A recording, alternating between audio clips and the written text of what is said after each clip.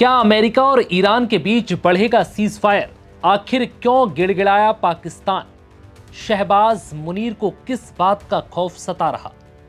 Iran America में ceasefire के आखिरी दिन जहां ट्रंप डील नहीं होने पर ईरान पर भारी भरकम बमबारी की धमकी दे रहे हैं, तो वहीं अब पाकिस्तान ने एक बार फिर शांति वार्ता के दूसरे दौर में हल न निकलने पर सीजफायर को फिर से बढ़ाने की अपील की है।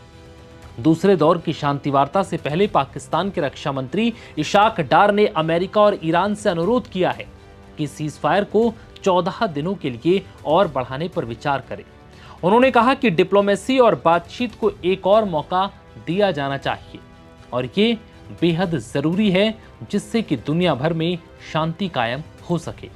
बता दें कि पाकिस्तान के रक्षा मंत्री इशाक डार का यह बयान ऐसे वक्त पर सामने आया जब अमेरिका और ईरान की दूसरे दौर की शांति वार्ता पर असफलता के बादल मंडरा रहे हैं। 2 दिनों से यह चर्चा है कि अमेरिकी उपराष्ट्रपति जेडी वेंस की अगुवाई में अमेरिकी डेलीगेशन एक बार फिर इस्लामाबाद पहुंच रहा है, तो वहीं ईरान की तरफ से इस शांति वार्ता में शामिल होने को लेकर अब तक सस्पेंस बना हुआ है।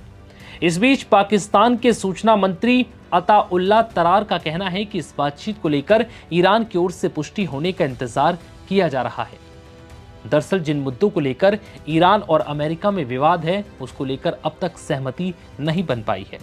ऐसे में ईरान के परमाणु कार्यक्रम और अमेरिका चाहता है कि ईरान अपना न्यूक्लियर उसे सौंप दे। इसके साथ ही हॉर्मुज में अमेरिकी नाकेबंदी बरकरार रहे, लेकिन ईरान ऐसा नहीं होने देना चाहता और ये शांति वार्ता विफल होने की सबसे बड़ी वजह है, क्योंकि ईरान इन मुद्दों को लेकर जिद पर अड़ा है कि वो अमेरिका के आगे सरेंडर नहीं करेगा।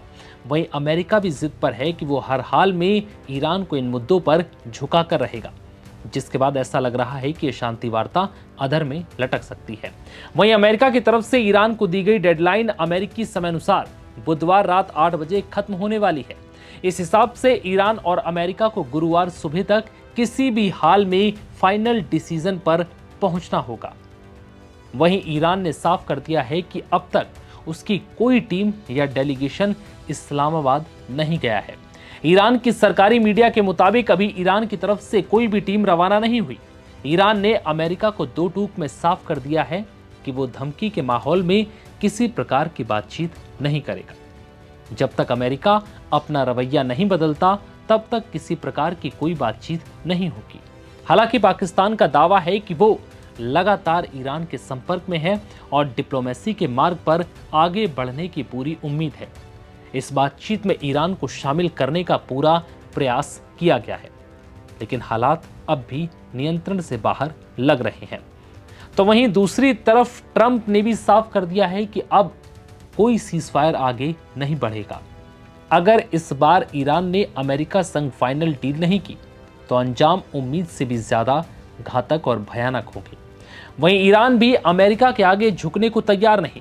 उसने साफ कर दिया है कि अगर अमेरिका ने कोई भी ऐसी कार्रवाई की, तो उसका जवाब भी उसी भाषा में दिया जाएगा।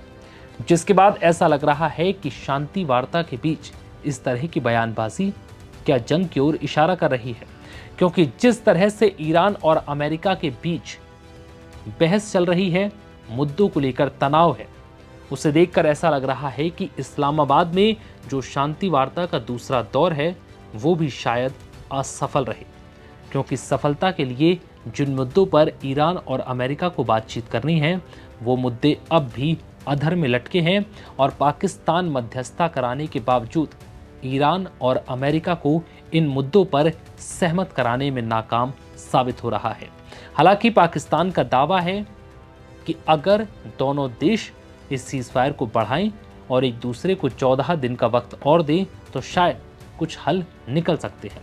लेकिन अगर ये शांति वार्ता फेल होती है और ट्रंप नाराजगी के बाद इस शांति वार्ता को दोबारा से आगे बढ़ाने की कोशिश नहीं करते हैं, यानी कि ये सीजफायर नहीं बढ़ता है, तो फिर हालात मिडिल ईस्ट में और भी ज़्यादा बिगड़ सकते हैं। फिलहाल इस वीडियो में इतना ही। इजाज़त दीजिए। नमस्कार।